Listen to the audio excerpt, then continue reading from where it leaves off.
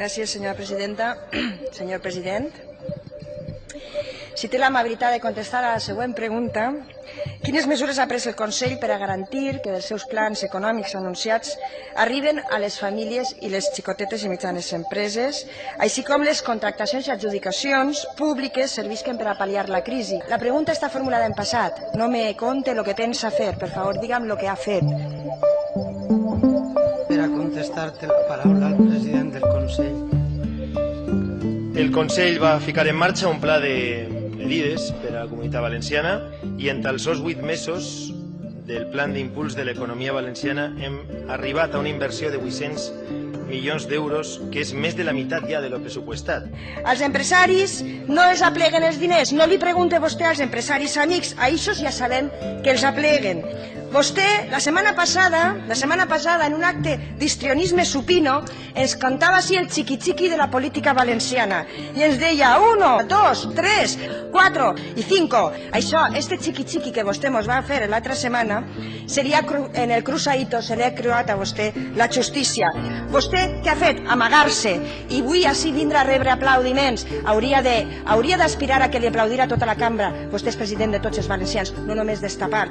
Senyor president, no s'enganye, la factura més cara li la passarà el poble valencià. Moltes gràcies. Té la paraula el president del Consell. ¿Es que usted sabe cuáles son las imputaciones? ¿Es que alguien de la Fiscalía le ha llamado y le ha dicho por aquí es por donde van las investigaciones? ¿Sabe usted que lo que acaba de decir aquí es muy grave? No hay gobierno autonómico en toda España que haya puesto tantas medidas y tantas iniciativas a favor del empleo como está haciendo el gobierno de la Generalitat Valenciana.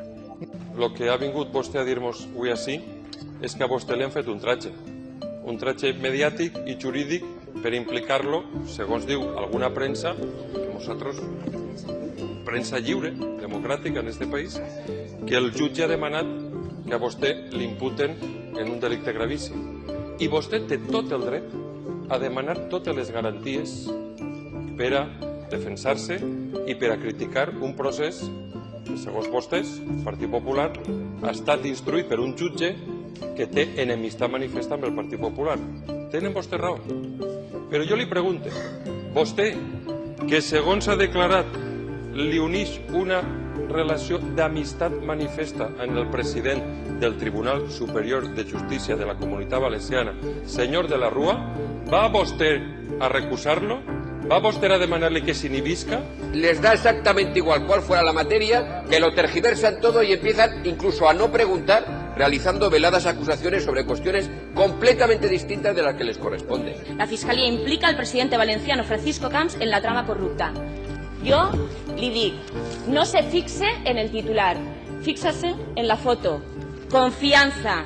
Li pregunte, en aquesta crisi fa falta confiança en el govern, però també la confiança política. La foto, no se fixe en el titular. Jo no vaig a qualificar el titular. Li pregunte, segons el codi ètic del seu partit, que diu que tots els càrrecs públics del Partit Popular que resulten imputats posaran el seu càrrec a disposició del partit.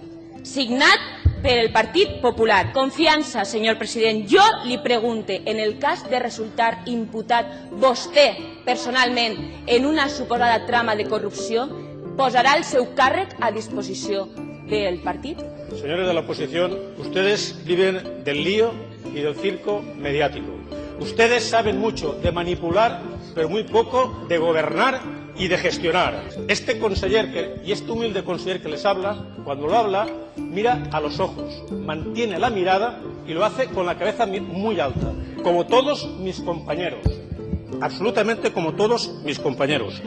Y por eso, ni a mí, ni a mi partido, ni a este gobierno lo van a hacer callar, ni adelantar, ni menos, con malas artes en defensa de los ciudadanos y en defensa de esta comunidad. Porque el señor Camps hoy no ha respondido ni a una sola de las preguntas que le hemos hecho. Y ni siquiera ha sido capaz de decir si él está en condiciones de decir que no ha participado en ninguna ilegalidad de las investigadas. Y por lo tanto, el señor Camps tiene mucho que explicar. Debería preguntar menos cosas y responder más. Porque la oposición estamos para preguntar y él está para responder. Y de momento las respuestas son no insatisfactorias, sino inexistentes.